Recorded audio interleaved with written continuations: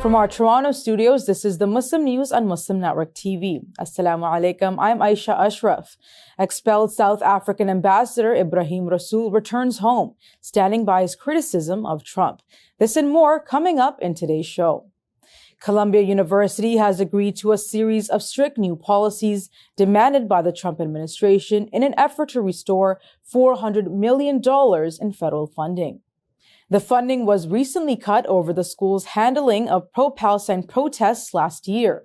Under the changes, masks worn to conceal identity will be banned, and protests inside campus buildings will no longer be allowed. University police will also have expanded authority to arrest or remove individuals deemed disruptive. As part of the deal, Columbia will also review several academic departments, including Middle Eastern, South Asian, and African Studies, as well as its Center for Palestine Studies and Institute for Jewish Studies. The decision follows months of unrest at Columbia, where student-led demonstrations against Israel's genocide in Gaza sparked a nationwide wave of campus protests. The Trump administration has accused the university of failing to curb anti-Semitism, a claim protest organizers strongly deny.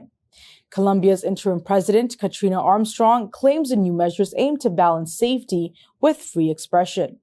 "We remain committed to open debate, but must ensure a secure environment for all," she said. The move comes after Trump personally intervened, calling the protests out of control. Critics argue the restrictions could stifle student activism, while supporters say they are needed to restore order.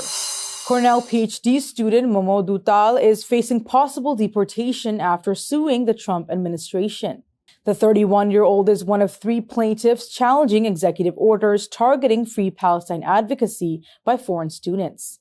He says unidentified officers tried to detain him soon after a court hearing was scheduled in his case. On social media, Tal accused the Trump administration of trying to silence him and ignore the judiciary. His lawyers filed an emergency motion to stop deportation proceedings. Soon after, the Justice Department told his legal team to bring him to Homeland Security in Syracuse. There, he was served a notice to appear, which is a key step towards deportation. His legal team called the move unprecedented. Tal has been outspoken against Trump administration policies, calling them authoritarian. The case raises major concerns about free speech and legal rights for non-citizens in the U.S. In a major policy shift, the Trump administration has revoked the legal status of more than 500,000 immigrants from Cuba, Haiti, Nicaragua, and Venezuela. These immigrants entered the U.S. under President Joe Biden's CHNV program, which was launched in October 2022. It allowed them to live and work legally for 2 years if they had financial sponsors. Now, the Department of Homeland Security, or DHS, has announced the program's abrupt end on April 24th. DHS Secretary Kristi Noem signed the order following President Donald Trump's campaign pledge to crack down on immigration. All parolees under the program must leave the country by the deadline. They risk deportation if they stay beyond the date. Trump claims that humanitarian parole has been broadly abused and vows to eliminate legal pathways used by migrants. Immigration advocates are fighting back, and a federal lawsuit has been filed to reinstate the program. Karen Tumlin from the Justice Action Center called the move reckless, cruel, and counterproductive. The decision may also impact 240,000 Ukrainians who arrived after Russia's 2022 invasion. Trump says he'll decide their fate soon, possibly ending their legal stay as well. South Africa's expelled ambassador to the U.S., Ibrahim Rasool, is back home. He returned after a 32-hour flight from the U.S. via Qatar to Cape Town, but he says he has no regrets. Rasool was declared persona non grata by Secretary of State Marco Rubio.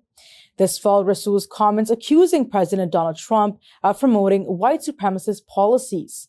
Back in Cape Town, Rasool defended South Africa's stance at the International Court of Justice, which launched a case accusing Israel of genocide last year. He said without South Africa's case against Israel, the bombing would continue unchecked and Palestinians would have no hope. He admitted he had hoped to secure deals in the U.S., but he insists that South Africa must not be told who to befriend or oppose. He said the U.S. failed to see through what he says are the lies of a white genocide in South Africa. Rasul was referring to Trump punishing and cutting off all aid to South Africa for passing a law that redistributes land to black farmers from the white majority. It seeks to redress what has been described as a hangover from the country's apartheid system of white minority rule that ended 30 years ago. White farmers still own approximately 3/4 of South Africa's land, despite making up only 7% of the country's population. Trump donor and head of his unofficial Department of Government Efficiency, Elon Musk, is reported to have pushed for the move to punish the country of his birth. Rasul stressed that South Africa was not anti-American. Instead, he called for the rebuilding of ties with Washington. But he warned against simplifying diplomacy to race-based appointments. His return comes amid rising U.S.-South Africa tensions. It was not our choice to come home, but we come home with no regrets. I want to say that we would have liked to come back with a welcome like this if we could report to you that we had turned away the lies of a white genocide in South Africa, but we did not succeed in America with that. U.S. warplanes have staged 2 airstrikes on the outskirts of Saada province in northern Yemen on Sunday evening. The Houthi-run Al Masira TV reported the strikes without giving any details about injuries or damage. There was no immediate comment from the U.S. on the report. At least 79 people were killed and more than 100 others injured in U.S. airstrikes in Yemen since Thursday, according to Houthi figures. On Sunday, Houthi spokesman Yahya Sari said his group's forces engaged in hours-long clashes with the U.S. aircraft carrier USS Harry S. Truman and other warships in the Red Sea.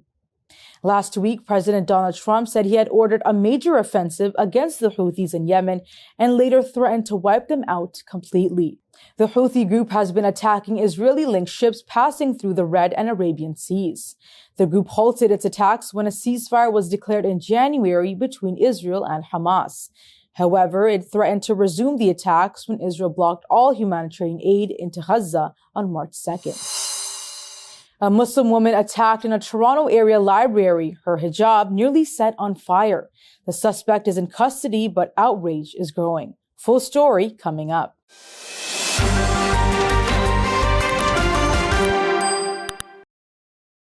Assalamu alaikum. This is the largest refugee camp in the world. 1 million people are sitting here, doing nothing essentially, cannot study, cannot have a living, and world has to give them, feed them bit by bit, little bit of food. I find children, all skinny children around me, and they're wondering what's our future. Since I came from America, they're asking me this question, what's the future for us? Please, join Burma Task Force. It's a coalition of 38 organizations. Support Burma Task Force, join Justice for All. Let's change the future for 1 million people sitting here in the world's largest refugee camp for 7 years. Join now.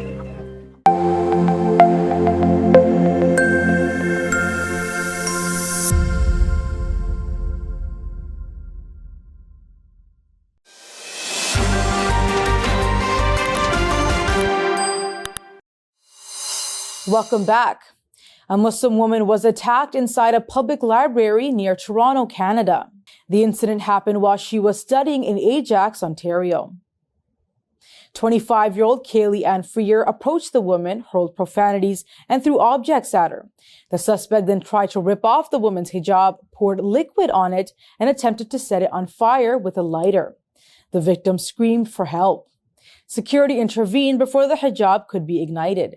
The attacker fled but was arrested by police a few hours later. She has been charged with 2 counts of assault with a weapon and 3 counts of failure to comply with a probation order. Durham Regional Police are investigating. The National Council of Canadian Muslims, or NCCM, called the incident horrifying and said Islamophobic violence is becoming alarmingly common in Canada. The NCCM urged police to treat this as a hate crime. Ajax Mayor Sean Collier condemned the attack, noting it occurred during Ramadan, a month of peace. He assured the community of continued support and zero tolerance for hate. This case has reignited calls for stronger action against Islamophobia across the country. Judge James Boasberg on Monday kept his order in place, barring the Trump administration from using a wartime statute to deport a group of Venezuelan immigrants. The judge said the order gives an opportunity to the deportee to challenge accusations that they belong to the Tren de Aragua gang. Meanwhile, President Donald Trump is calling for debarring the judge.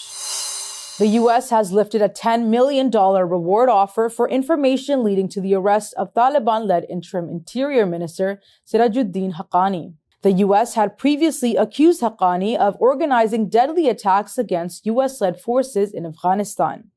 The then Afghan administration had announced a reward for information leading to his arrest.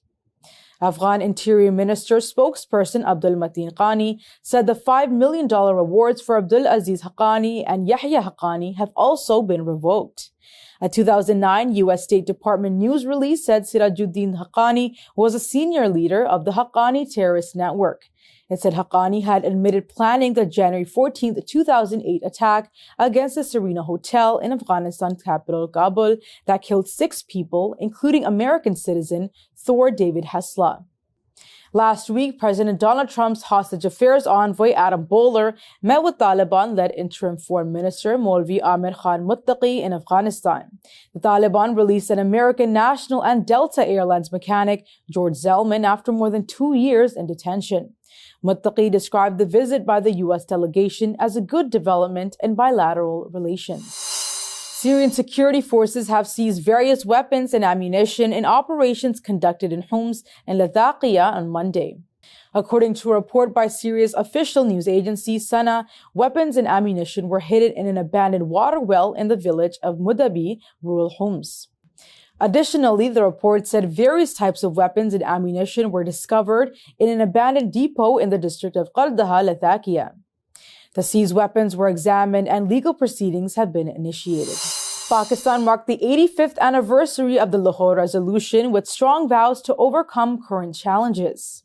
The resolution was adopted on March 23, 1940, and resolved to create a separate nation for Muslims in South Asia, which was realized 7 years later in 1947. President Asif Ali Zardari and Prime Minister Shehbaz Sharif addressed the nation on Sunday, reaffirming hope and resilience. Zardari said Pakistan faces political, economic, and security challenges, but stressed that the country has the potential to emerge stronger. He called for unity to boost the economy, improve agriculture, ensure energy security, and support youth, healthcare, and welfare. Zardari also highlighted the need to build stronger ties with neighboring countries and the global community. He reiterated Pakistan's steadfast support for the people of Jammu and Kashmir and Palestine, urging the UN to implement Security Council resolutions. Sharif echoed similar sentiments, calling for unity, hard work, and a shared vision to build a prosperous and progressive Pakistan. Sales of new Tesla cars in Europe dropped by 44% last month. It is being described as buyer backlash over Elon Musk's high-profile and controversial behavior in President Donald Trump's administration. Tesla sold less than 16,000 vehicles across Europe last month, down 44% on average across 25 countries in the EU and other countries. That's all from our Toronto studios. Thank you for watching Muslim News. We are a community channel dedicated to bringing you stories you can trust. Please like, share, and subscribe to our content. You can also comment to let us know what you think of our coverage. You can donate now by visiting muslimnetwork.tv/donate. For more content, keep watching Muslim Network TV. Salam.